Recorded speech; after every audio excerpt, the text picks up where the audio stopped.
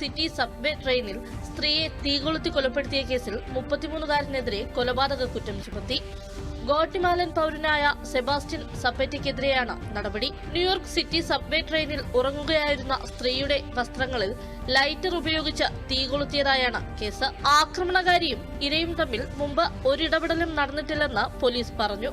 ഇക്കഴിഞ്ഞ ഞായറാഴ്ചയാണ് സംഭവമുണ്ടായത്. Chiang Mai night സഫാരിയിൽ 3 വയസ്സ് പ്രായമുള്ള അപൂർവ സ്വർണ്ണ നിറമുള്ള കടുവകളായ അവയും ലൂണയും ശ്രദ്ധ പിടിച്ചുപറ്റി. ഗോൾഡൻ ടാബി ബംഗാൾ കടുവകളുടെ ഒരു വർണ്ണ വ്യതിയാനമാണ്. ഇരട്ട സഹോദരിമാരായ ഈ കടുവകൾക്ക് സോഷ്യൽ മീഡിയയിൽ നിലവിൽ നിരവധി ആരാധകരുണ്ട്. ഇരുവരുടെയും സാന്നിധ്യം മൃഗശാലയുടെ ടൈഗർ ഷോയുടെ ടിക്കറ്റ് വിൽപ്പനയും ശക്തിപ്പെടുത്തി. നവംബർ അവസാനത്തോടെ ചൈനയിലെ 5G മൊബൈൽ വരിക്കാരുടെ എണ്ണം 1 ബില്യൺ കവിഞ്ഞതായി വ്യവസായ വിവര സാങ്കേതിക മന്ത്രാലയം അറിയിച്ചു. രാജ്യത്തെ ആകെ 5G മൊബൈൽ ഉപയോക്താക്കളുടെ എണ്ണം മൊത്തം മൊബൈൽ ഉപയോക്താക്കളുടെ 56%. കഴിഞ്ഞ വർഷം അവസാനവുമായി താരതമ്യം ചെയ്യുമ്പോൾ 5G വരിക്കാരുടെ വിഹിതത്തിൽ 9.4% വർധനമാണുണ്ടായത്. നവംബർ അവസാനത്തോടെ ചൈനയിലുടനീളമുള്ള മൊത്തം 5G ബേസ് സ്റ്റേഷനുകളുടെ എണ്ണം 4 ദശലക്ഷത്തിലെത്തിയെന്നും മന്ത്രാലയം അറിയിച്ചു.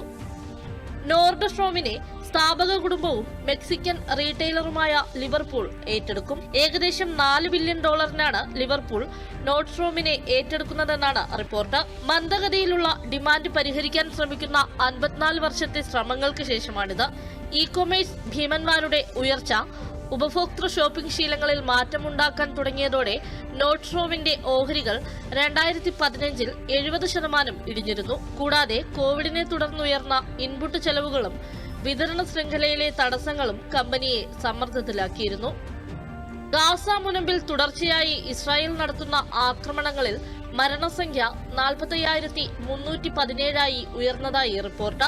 ഇതുവരെ 1,07,713 പേർക്ക് പരിക്കേറ്റു. കഴിഞ്ഞ 24 മണിക്കൂറിനുള്ളിൽ 58 പേർ കൊല്ലപ്പെടുകയും 86 പേർക്ക് പരിക്കേൽക്കുകയും ചെയ്തതായും ഗാസ ആരോഗ്യ അധികൃതർ പ്രസ്താവനയിൽ അറിയിച്ചു. അതേസമയം ഹമാസിന്റെ സുരക്ഷാ സേവനങ്ങളുടെ ദേശീയ സുരക്ഷാ ഡയറക്ടറേറ്റിന്റെ തലവനായ മുഹമ്മദ് അഹമ്മദ് അൽബൈക്കിനെ വധിച്ചതായി ഇസ്രായേൽ സൈന്യവും ഷിൻബെറ്റ് സുരക്ഷാ ഏജൻസിയും അറിയിച്ചു.